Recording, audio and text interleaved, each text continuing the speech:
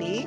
My name is Ruth Lee. I'm the Executive Director for CARE Center for Internationally Educated Nurses. I'm also Associate Clinical Professor at the School of Nursing, McMaster University in Hamilton, Ontario. It gives me great pleasure to be part of the Nursing the Future speaker series on a topic that very passionate in my heart on equity and inclusion. So today's webinar is going to focusing on supporting internationally educated nurses transition into professional practice in the Canadian healthcare system. So the internationally educated nurses are new nurses to this country, so they will experience a lot of common issues that our locally educated nurses will encounter. So so why we need to support internationally educated nurses transition into the Canadian healthcare system? Because we know from Statistics Canada is that we have increasingly diverse population in this country, both in the general public as well as in the healthcare sector. So we will have 21+% foreign born right now, and by 2031, not that long to go, another 10 years, it will increase to by 28%. So to be responsive to the changing patient and community population, we need to look at our nursing workforce. And then again, we also know through the Canadian Nurses Association and Higher Education Quality Council of Ontario, we also have a shortage over the next decade between 60 to 76,000 nurses. And today we are in the thick of a pandemic of COVID-19, and we know that we are desperately needing nurses to help us conquer this pandemic and hopefully return to normal living very soon. So we absolutely need to leverage the international experience, expertise, and knowledge of IENs to basically fulfill that labor shortage that I just mentioned, and also provide that culturally, linguistically appropriate care to a diverse patient population. In 2015, there's a study done by the Conference Board of Canada. The report studied the number of internationally educated nurses and the amount of funding that the government have provided to help them transition into our healthcare system. What they have found is that for each dollar that the government have invested, if you look at the RN's career, length of time of their career and how much tax they pay, the contribution they make to the country, they find that the investment is 1 to 9. So what it means that for each dollar they invest into growing the RN, the return is $9. And for each dollar to support a registered practical nurse or LPN in other provinces of Canada is 3 to 1. So again, it's great investment for us to support the internationally educated nurses. So having said all those good things, international educated nurses actually face a lot of challenges in transition into the Canadian healthcare system. It's not as simple as many folks think that, okay, they were just functioning as nurses in another country. They just come here, find a job, and then off they go. We know that is not so simple. They have many, many challenges. I'm here just to mention a few. The first challenge is language and communication barriers. So many of the internationally educated nurses at CARE Center, we see over I would say 100 countries that they come from, speak different languages and so on. And even nurses from English-speaking countries, the terminology that used in a healthcare setting, it can be quite different from what they used to. and also the pattern of communication, the chain of command and all that, it can be quite foreign to them. And if they happen to speak English as a second language, there will be another layer of challenges because of the accent that people may need to get used to. For example, I'm speaking with an accent. And the sad news is that I actually, over the years, tried to improve my accent. I talked to a speech language pathologist. I've been told that because I learned English past puberty, so there's no chance for me to acquire the Canadian accent, so to say, and I will forever live with this accent. But the key here is that along the way, I got a lot of help to improve my accent. I learned to speak slower. And I also tend to ask people, please correct me if I'm wrong or you don't understand me, please let me know. So language and communication barriers for the newcomer IENs is a challenge, and even along the career, there are challenges. But then for that, they also bring in another perspective that will enrich our care to patients, right? Because our patients are also increasingly very diverse linguistically and culturally as well. Meeting regulatory requirements is another challenge because they come with a lot of experience. Some of them actually are new grads as well, but their credentials may not get recognized or deemed equivalent as a Canadian grad. So this is the issue that they have to deal with because they need to somehow bridge those gaps by taking courses or doing practicums or whatever the regulatory body would tell them to do. And also, it's not just simple writing the exam. They also need to meet other regulatory registration requirements. Some of them may even need to do OSCE. So a lot of the Canadian grads are quite familiar with the Objective Structural Clinical Exam, OSCE, so that they will be tested through simulation or with a simulated patient and things like that. But this can be very foreign to the IEN, and they sometimes will require to do that exam. Again, writing the licensure exam is a must, and also many of them will need to have language assessment as well. So many hurdles they have to overcome. And another thing is I mentioned about if they identify as having gaps in their education or in their clinical practice, they may need to take academic bridging programs or courses. Unfortunately, those courses have very limited seats. So they may not be able to take those courses, and then they have to wait for the next round when they get a chance to get into the program. And at the meantime, for most of the IENs, only have between 3 to 5 years time to complete the complete process. So and sometimes they will lapse their safe practice period. So what it means that if they have not nursed a patient for 3 years, for example, in Ontario, they basically have to go back and do a lot of makeup courses and do a clinical and so on. So that's more hurdles, right? So, okay, everything's fine now that they pass everything, they have their registration, and another challenge is finding jobs. So right now we have a lot of jobs. A lot of places are basically wanting to hire nurses, but then a lot of them do not know how to go about it, right? They lack that professional network that the locally educated nurses will have because you go for your clinical, you know people, your professors will help you and so on. And you must have that local experience. So many of the IEN, they don't. So many employers do look for that local experience. And another thing is that many of the IENs, they basically get jobs right after they finish their training. If it's a hospital-based training or even at universities, if they go to certain places for practicum, they got hired. They don't really need to go through that interview and sell yourself. I mean, this selling yourself is a big challenge for many of the IENs. They're not used to that. So that is one challenge, that sometimes they go for an interview and they don't get hired and they don't understand why, right? And a lot of them are very humble people. They don't look people in their eye, for example.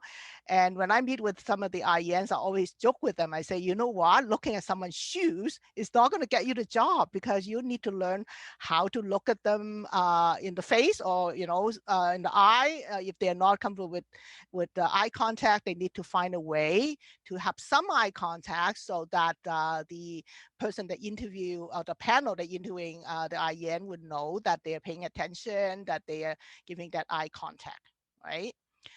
So another challenge is the differences in expectations in professional nursing practice. In many countries, it's very hierarchical. The physician, in most cases, be the leader, and the nurses may just follow orders and things. Uh, but in Canada, as we all know, strong leadership is expected from a nurse, particularly within an interprofessional healthcare team.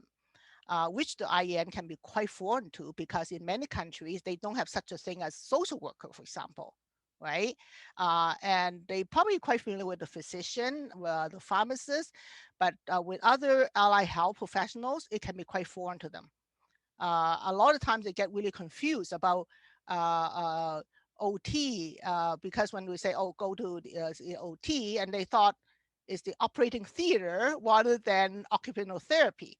So some of those things, it come naturally for the Canadian educated nurses, but it can be a challenge for the international educated nurses, because they do need to understand the scope of practice of other healthcare professionals and their own scope of practice to function effectively.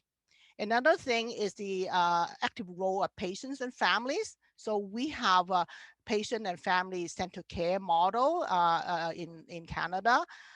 Many of the nurses, they may not understand that the patient and family have a lot to say about their care. And they need to know that, and they need to work with that. Another thing is that we are observing it lately is a lot of racist attitudes towards the IENs, very sadly, because of COVID. We do have IENs that let us know that they've been told right in the face, don't get close to me. You may be carrying the virus, just because they look in certain, like they look certain way. And people just read the news about, oh, in such a region of the world, there's a lot of COVID. So some of those things get intensified. We heard racist attitudes from team members, from patients before, but now it's getting worse. And we are lending a lot of support to the IEN for that. So the cross-cultural awareness, communication strategies is very important for the IEN, because some of them come from unique cultural countries. They speak only one language, they have the one culture. They don't have the mosaic that Canadians have in terms of the diversity that we have. So sometimes it takes them a while to get used to seeing different colors, because the beautiful garden of Canada with the diversity we have, once they get used to it, they embrace it because they're part of that beautiful mosaic. But in the beginning, they may have some challenges. So probably I just backtrack a bit to talk to you about what Care Center for International Educated Nurses do. This Care Center was founded in 2001. So this year we're celebrating our 20th anniversary. So at that time in 2001, the reason why we were founded is because for the same reason, we have a human resources challenge, i.e. shortage of nurses. So we are very fortunate that we've been funded by the province of Ontario for our Ontario program, and also we're funded by the government of Canada for our pre-arrival program. So since then, we have over 5,000 nurses that have gone through our doors and obtained our services and launched their careers. So as I mentioned, 2016, we noticed that we really get to have the nurses prepared before they even come here, because what happens, they come here and then they've been told that, oh, we need such a document, we need to have your employer write your letter, and then by the time they email back and forth, it's a lot of time being wasted. So we have that program now. We also have the STARS program, which is supports training and access to regulated employment services that we assess RNs and RPNs to uh, transition into our healthcare system by getting registered and employed and beyond. Another thing is that we do have very close collaboration with many stakeholders, such as employers, settlement agencies, regulatory body, academic institutions, and professional organizations, so that we can support the IEN. Uh, Another one is the formal partnership that we're very proud of with healthcare employers and with the Canadian Nurses Association, so that we can have mentors to coach all the IENs and help them to build that network they don't have. So this is in a nutshell of the model that we work on. So you notice right in the middle is the IEN. So we have a case manager to support them, a very, very individualized service. So what are the specific strategies? I mentioned about the pre-arrival support and services program so that we will start them early. So they will, for example, get ready for their assessment by the National Nursing Assessment Service even before they set foot in the country, so that they will know exactly what kind of document they need to be assessed, what kind of support letter they need. Some of them even start looking at writing their NCLEX before they even come here. So the earlier they get here, the earlier they can return to their practice rather than waiting and spending time doing other things. A designated case manager to ensure the continuity of services from pre to post arrival to licensure to employment and beyond, so that they have this one person that they talk to. Because a lot of times we got told that, oh, we've been bouncing back and forth between people, we don't know what to do, where to turn to. And when they come to us, they are assigned to a nurse, a case manager, or a settlement specialist case manager to coach them, to guide them along. And working collaborative with the federal PD departure program as well, so that we can prepare people, then we know what the other professionals have gone through, and we learn from them and we work together. The provincial and local settlement partners, very important, because at the end of the day, they need to settle as Canadians, right? Because all of the IENs, they are actually landed immigrants. So they need to know how to integrate because they belong to us now. They are the future Canadians that we need to, support. Of course, the regulatory bodies and professional organizations, for example, the CNA I mentioned, in Ontario, we have the RNAO or the WeRPN. So we also provide professional development, webinars, workshops, clinical skill workshops, and employment workshops to help them. I mentioned about the interviews. We have mock interviews. We have partners, real employers, and actually come in and do that mock interview with the IEN so that they know what to expect. So when they go to the interview, this is not their first time. And also we have nursing profession and workplace specific language programs. All of them speak English, some with an accent, some may have more challenges, but then they are learning the workplace specific languages through our program so that when they go to the clinical setting, those languages will not be foreign to them anymore. We also have an Australian job sharing program and also virtual mentorship. Right now, we're only doing the virtual mentorship because of the COVID pandemic. And we have last count 16 healthcare employer partners. And I mentioned the Canadian Nurses Association also have nurse mentors that work with our pre-arrival nurses, and the others work with those who already landed. We established many networking opportunities to establish the support system, and our mentors are valuable, very, very generous people. Many of them are working nurses and retired nurses that really like to give back to support the IENs. We also provide referral for settlement, employment, and language services. Particularly, many of them are come with families, right? So in addition to supporting them, we also help them make referrals and let them know what kind of support they have for the family. We also make connections to academic bridging programs and employers to make sure that they meet all the requirements for getting their license and beyond. So looking into the future, what are the keys to success? So we really encourage them, actually all of you who are new to the profession, to pursue opportunities in nursing that align with your passion and interests.